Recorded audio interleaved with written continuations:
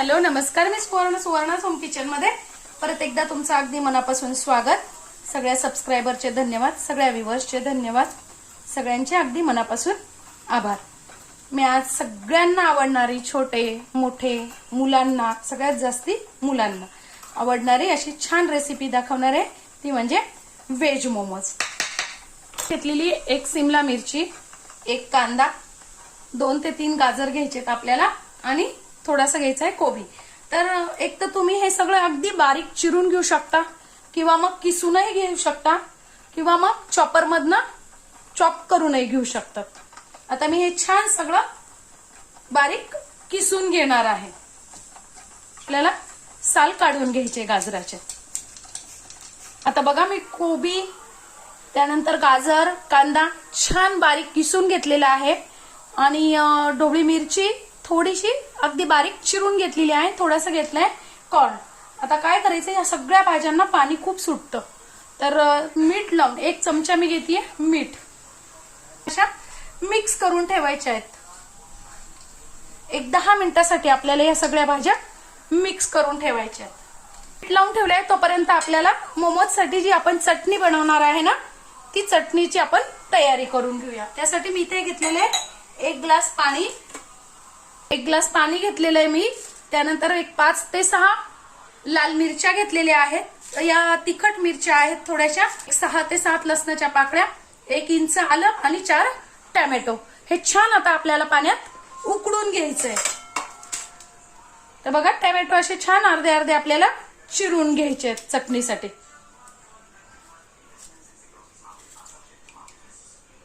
यातच हे सगळं टाकून घ्यायचं। 12 मिनिटासाठी आपल्याला उकळून घ्यायचंय। आणि जे आलं, लसूण आणि हिरवी मिरची घेतली आहे ते आपल्याला बारीक करून घ्यायचंय मिक्सर वरती। आता मी छान आलं, लसूण आणि हिरवी मिरचीची बारीक पेस्ट करून घेतलेली आहे। आता या भाज्यांना बघा 10 मिनिटं झालेले आहेत, खूप पाणी आता सुटलेले आहे, ते असं तुम्ही आता बघा, मी या पद्धतीने एक कपडा घेतलेला आहे आणि सगळं त्याच्यात भाज्या या टाकून घेणार आहे। बघा, या पद्धतीने सगळं भाज्यांचं पाणी काढून घेणार आहे। आणि तुम्ही नंतर पराठ्यांसाठी, थालपीठासाठी किंवा सूपसाठी वापरू शकता। आता सगळे छान पिळून पाणी सगळं काढून घेतलेलं आहे।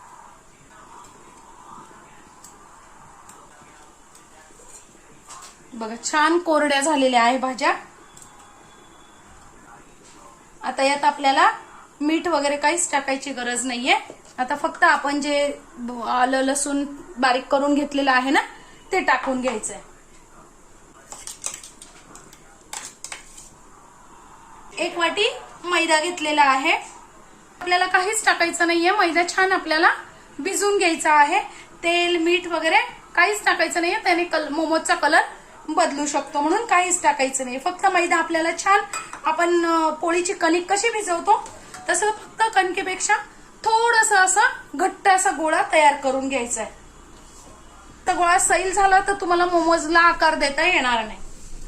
त्याऐवजी गव्हाचं पीठही वापरू शकता। थोडंसं असं हाताला तेल लावून छान मळून घ्यायचा आहे गोळा। मळला गेलेला आहे।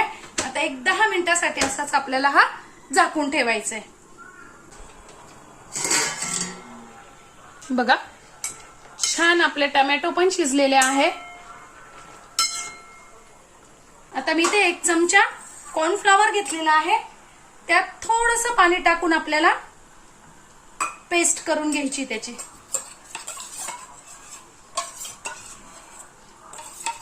याने काय होतं, चटणीला एक प्रकारचा घट्टपणा येतो थोडासा। आणि हे छान आता चटणीत टाकून घ्यायचंय। गॅस बंद करायचा आहे। आता घेतली मी इथे थोडीशी कोथिंबीर टाकून घेतलेली आहे। तुम्ही इथे कांद्याची पात असेल ती टाकून घेतली तरी चव छान लागते। भिजलेलं आहे, परत एकदा थोडंसं तेल लावून मळून घ्यायचंय। आणि काय करायचंय आपल्याला, एकसारख्या अशा लाट्या करून घ्यायच्या आहेत, असे गोळे तयार करून घ्यायचे आहेत एकसारखे.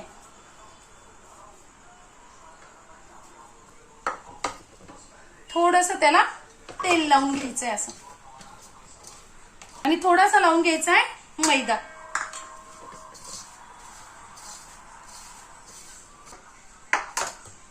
आणि छान आता एक एक लाटून घ्यायचे.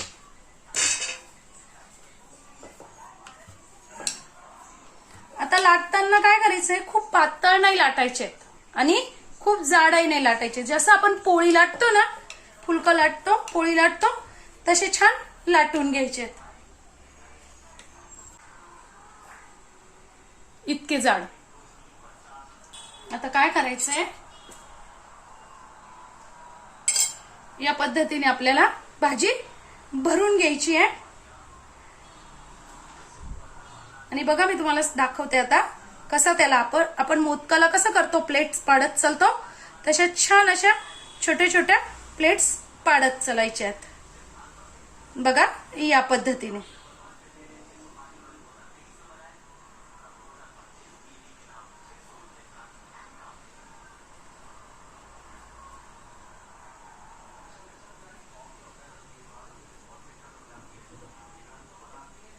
छान असं दाबून घ्यायचंय आणि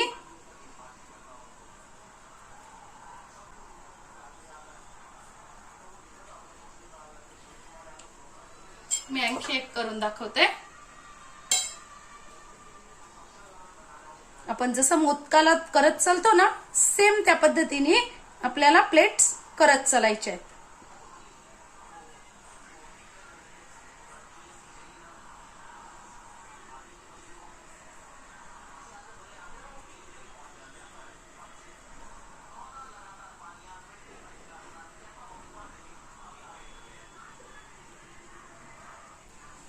तुम्ही अगदी मोदकासारखा आकार दिला तरी काहीच हरकत नाही.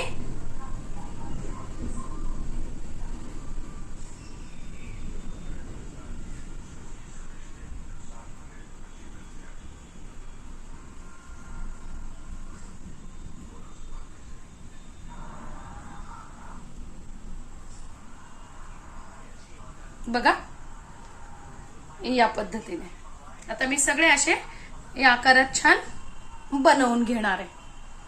या पद्धतीने बघा मी छान आकार देऊन घेतलेला आहे.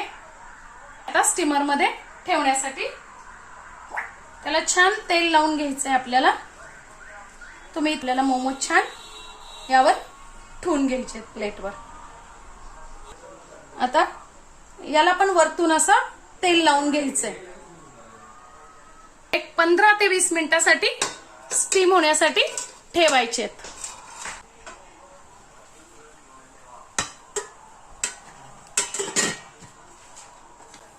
गॅस मोठाच ठेवायचा आहे.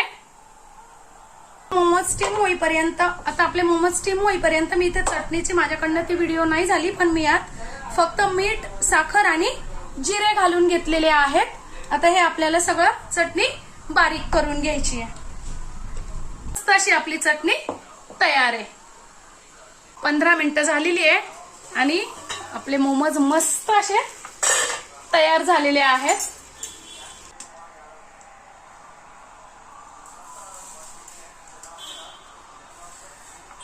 मस्त असे आपले घरच्या घरी छान स्टीम मोमोज तयार झालेले आहेत.